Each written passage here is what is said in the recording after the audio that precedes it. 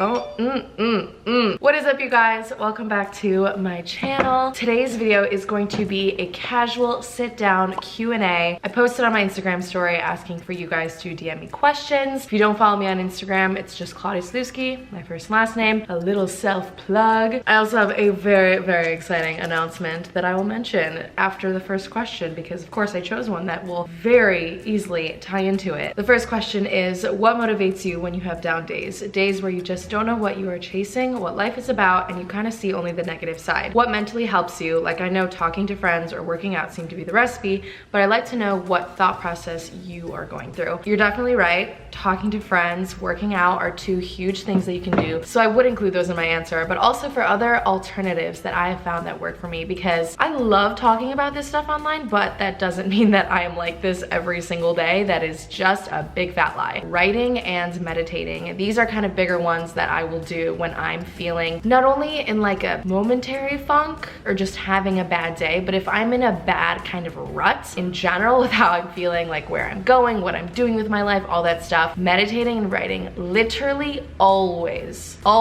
end up reminding me who I am and what I want to be doing, and they help to like center and ground what my values and priorities should be. Sometimes I do guided meditation. There's an app called Headspace, I believe. Simply just sitting in silence and letting your thoughts kind of drain out, because we are always just so distracted. We're always thinking about what we have done, what we haven't done, the future, the past, whatever. You just forget to be present, and you forget to kind of let yourself sit in silence, be with your own thoughts. And so even if it's just as simple as shutting your brain off, so many answers will just kind of come in with different questions that you've been avoiding. But also secondly, writing is a huge thing that I recommend everyone to do. It is, oh my gosh, I've been going in on the journaling. I have so many notebooks laying around in my house, scribbled with such random things. It doesn't even matter. Now, the reason why I chose this question to start off my Q&A is because I've got a little announcement for you guys. I've been keeping this on the hush down low for a few months now, but I'm so excited because they just launched today. For a while now, I've been talking about creating something that has to do with like self-improvement, organization. I was toying around with the idea of like an app or like a daily planner. When Central 23 expressed interest in collaborating with me, that literally was the universe being like, here, I'm going to lay this in your lap. If you want to do something cool with it, go ahead. You guys, I designed and collaborated and created notebooks and journals. Wow, stunning. Earlier this year, my manager was like, yo, you wanna do something with them? Maybe like write up some ideas, whatever. So I literally have the sheet of paper that I pulled out that night and wrote like random ideas down.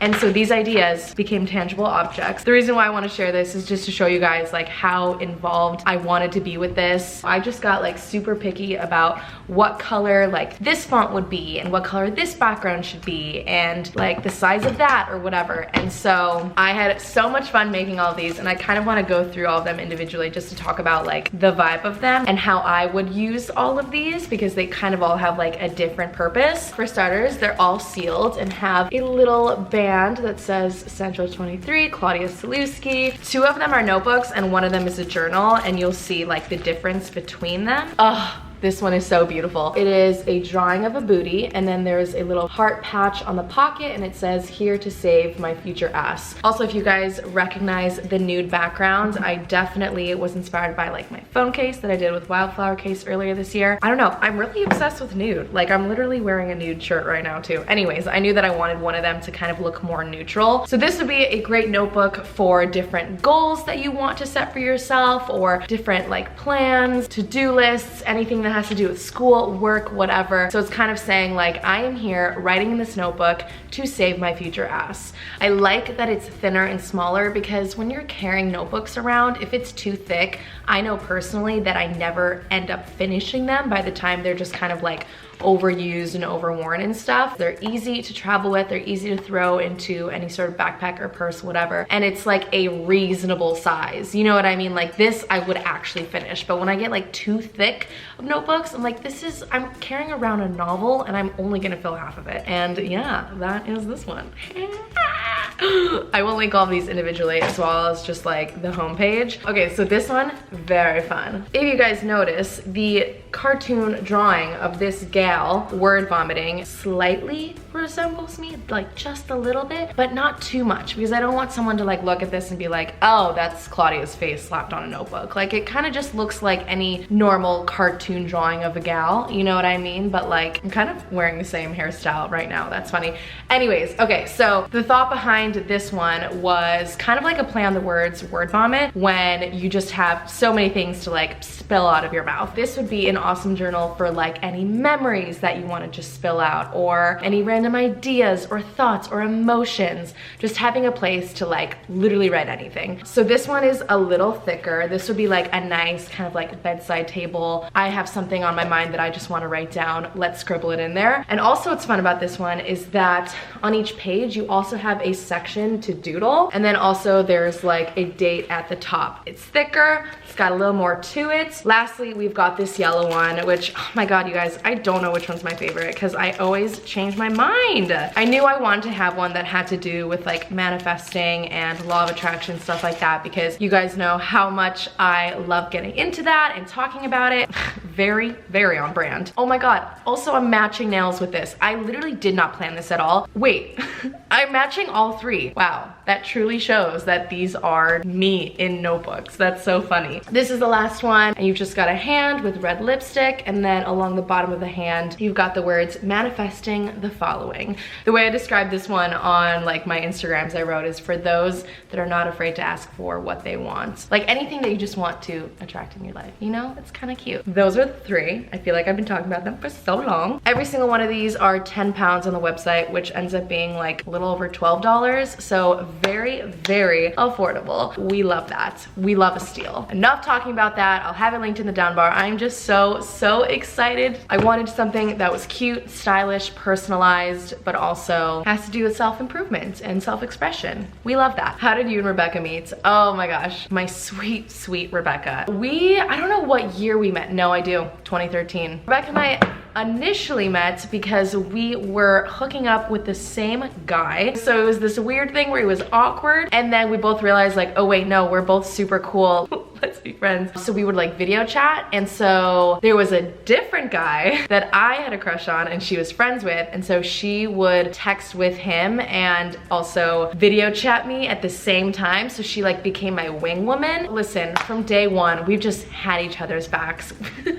I used to be best friends with this girl, and she can only be close with one person at a time, and I guess my time was up because we never hang out anymore, and now I don't have a lot of friends because they kind of left. But what's your advice on dealing with situations where friends don't want to be your friend anymore, but you didn't necessarily do anything to them? There's a quote out there. I think it's like, people come into your life for either a reason, a season, or a lifetime. I think that's the quote. I 100% believe in that. I've definitely dealt with lost friendships. I think some of those things at the time just feel super confusing, and there's really no explanation for it. I think the number one thing that you have to remind yourself with your given situation, you said you didn't do anything to make them like dislike you or end the friendship, whatever, then it has nothing to do with you. It completely has to do with whatever they are seeking for in their personal life, in their bubble. All you can do is just focus on who in your life makes you the best version of yourself at this moment in time. And I find that that helps to really form like the most pure and best connections with people. Just know that you are enough for someone out there, if not so many people out there. Just by being yourself, you will find the people that you are meant to be with. How do you begin to feel comfortable and not self-conscious of your body when being intimate with guys? I am not ashamed of my body, but I feel like the more attractive the guy, the better their body and appearance is,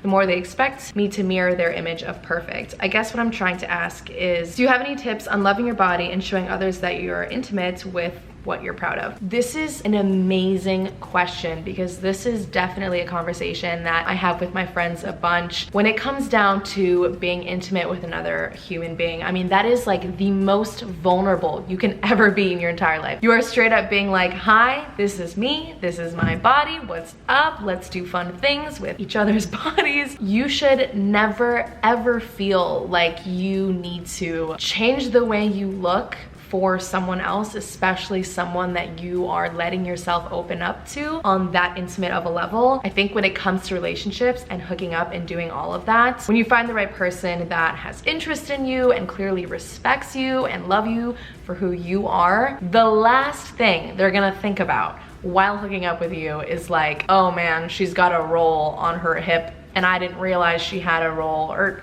whatever. I also just feel like everyone is so in their heads and always thinking about how they look. Like, they are thinking the same thing. No one is 100% confident with their bodies. And I honestly do believe that it doesn't come down to what you look like, the shape of your body. It comes down to how you wear it and the self-respect that you have. I think the most attractive quality is self-confidence and letting yourself kind of relax and just be present in intimate moments like that. Since social media is a big part of your career, does trying to stay active and documenting a lot about your life and daily routines ever overwhelm you?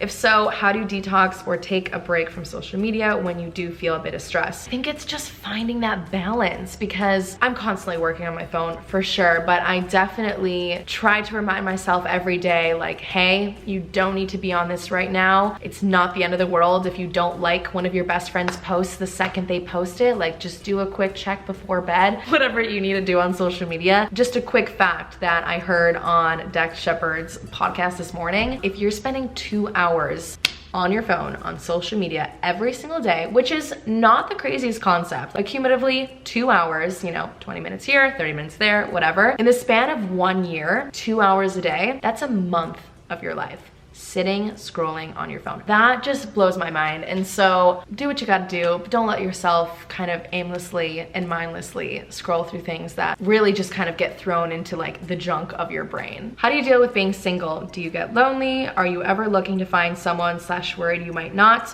Or are you completely not worried and are content with it will happen when the time is right phrase? Yes, I am single right now and I love it. I love being single. Literally, the thought of me being in a relationship right now freaks me out. I do kind of believe that it will happen when the time is right. I've definitely been in situations where I'm going on dates with someone and either they're not ready, so they're mentally checked out of the relationship, and so I start feeling like there's something wrong with me. I'm being too forward or too aggressive or whatever, but simply it just comes down to them not being in the headspace. Yeah, the way that I look at relationships, like, I really don't force it. If I meet someone and we get along great, awesome. Let's keep it at that. Let's hang out. Let's get to know each other, whatever. But I think there's no reason to jump into anything serious or adding any labels or anything, because ultimately at this age, at least personally speaking, I'm 22. I'm not worried about finding like the one yet. And everyone is different too. Like, people find their soulmates in high school, and some people just work better as humans when they're in a relationship. And so it's about asking yourself and saying like, what brings you the most joy? Because I'm not there right now. I don't need to fill that void or anything. Like, that void doesn't exist in my head. I think it's really different for everyone. Are there any podcasts you would recommend that have to do with motivation and productivity? P.S. I love you and everything you do. Thank you for being an icon living. Thank you. I like to listen to podcasts that are usually conversations between two people. Doesn't even matter what it is. I like just being a fly on a wall. But as far as productivity and motivation, stuff like that, I definitely recommend Oprah's podcast. It's called Oprah Soulful Sundays? Super Soul Sunday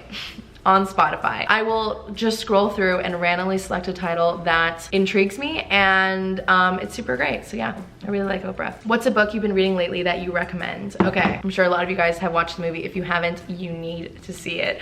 But I was just in Greece for a little over a week. That will probably be my next video that goes up, a little travel diary. Anyways, the book that I was reading during that week, because I wanted something to read while we were like on the boat, we basically lived on a boat, was Call Me By Your Name. I watched this movie last year and I loved it. I've never cried harder. It's just a completely different story. There's so much more detail, and you kind of get into Elio, the main character's thoughts, and it's just a wonderful love story, and it's super, super intense. It was such a dream reading this in Greece and just like being in Europe, and just, oh, that is the moment where I felt very, very single, but it's totally fine. I was like sitting on that boat being like, oh my God, where is my European lover? What do you feel like your purpose in life is? What's your favorite thing about yourself? Can't wait to hear the wisdom that exudes from your youthful yet mature soul. That is a very, very sweet compliment. Oh gosh, I don't know the answer to that. Right now, I would say my answer is learning. I hope to never stop learning and growing. That is just something that I like to remind myself, is that you can learn so much from every experience if you are willing to look at it in that way and have that perspective. I don't know if that is a similar crop. Sorry. Camera died. Do you think you can meet the right person at the wrong time? This is a little similar to that previous question, but let me reread that. Do you think you can meet the right person at the wrong time?